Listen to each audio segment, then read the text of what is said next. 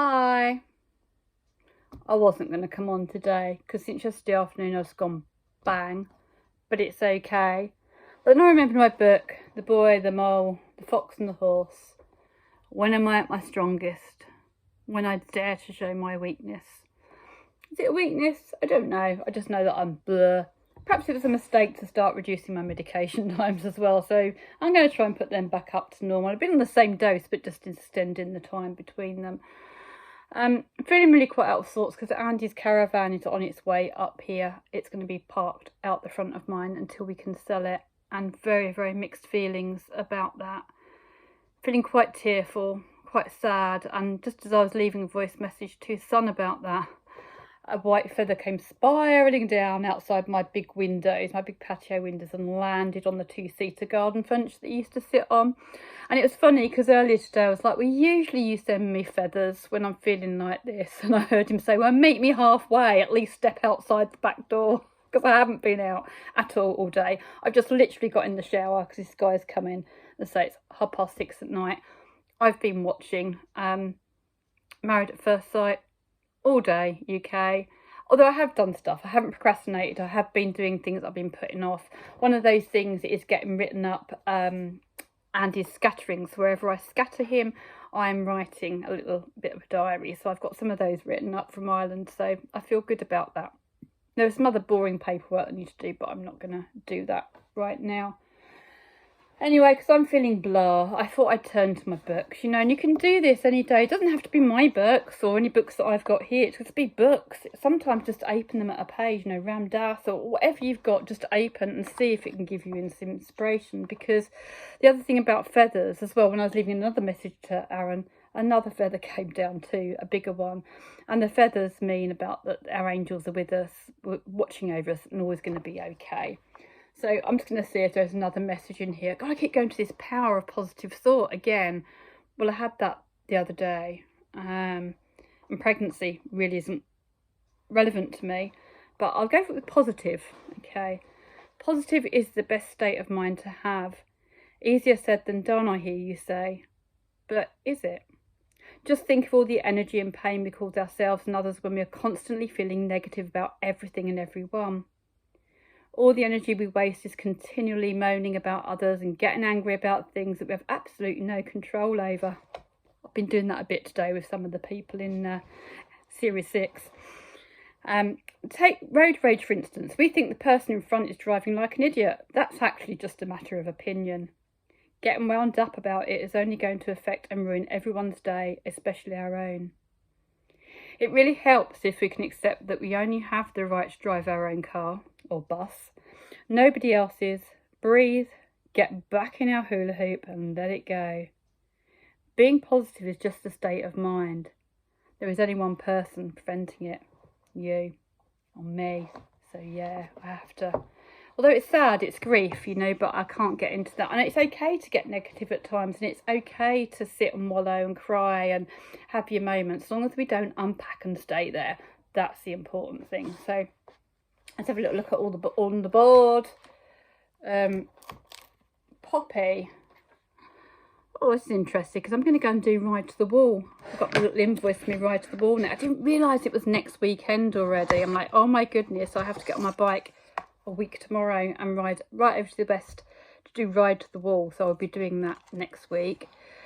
The way I felt today, I'm like, it's not going to bother going, but I need to get back in the vibe and get over there. And I'm doing it for myself and Andy. I've got our memory. I'm doing it in his memory and memory of our ancestors who died in the First World War. So Poppy, remember those who gave their lives in battle by wearing the flower that grew on the fields after World War I. These brave soldiers fought for our freedom and answered the call of duty. And today we play Call of Duty for fun. Forever young, forever loved, forever in our hearts. Let's show our gratitude and respect with a moment of silence. Wear a poppy with pride and together abide to stop all the wars and the violence. That would be nice, wouldn't it? To stop all the wars and the violence. And I write a bit about that in my book. Not about the wars and the violence, but I write a bit about how if we could just go into situations with the attitude that we're not right and others aren't wrong, then there wouldn't be any wars. because we'd all come from a place of curiosity and understanding, because a lot of conflict comes from us thinking we're right and that others are wrong. I'm not right, you're not wrong. It's just a matter of opinion. It really is. And this is my book, lovely book that Lena bought me on loss. I'm just going to open that and just see what that says. Death is a thief. Death is a thief that hides out of sight and waits for the living to age. It pulls at the breath and claws at the heart. It thrives on the grief and the rage. Death is a cloud that swallows the sky and puts out the light of the moon. It knows not of love or the ache of a loss. It cares not for years gone too soon. Death is a cancer, literally in Andy's case, that eats at our soul and feasts on the salt in our tears. It rides with the darkness on waves of sheer pain and thrives on the depth of our fears.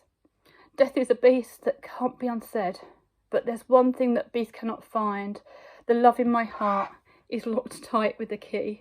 It will always, forever be mine. And you know what, that's really poignant when it says death is a cancer that eats the soul, because yes, Andy died of cancer, but he would not want his death to be making me like this. He wouldn't want it to be like a cancer inside me, ravaging my soul. He wants me to shine, I know that.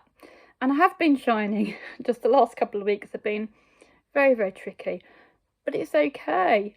It's grief. Yeah, it feels shit at times, but it is okay, because it's just the natural process of things. So it has kind of helped me to read those and be positive, realise that I need to sort of, you know, even coming back to the poppy one, is that Andy fought a war. He fought a really, really hard battle against cancer, and he didn't win in the end.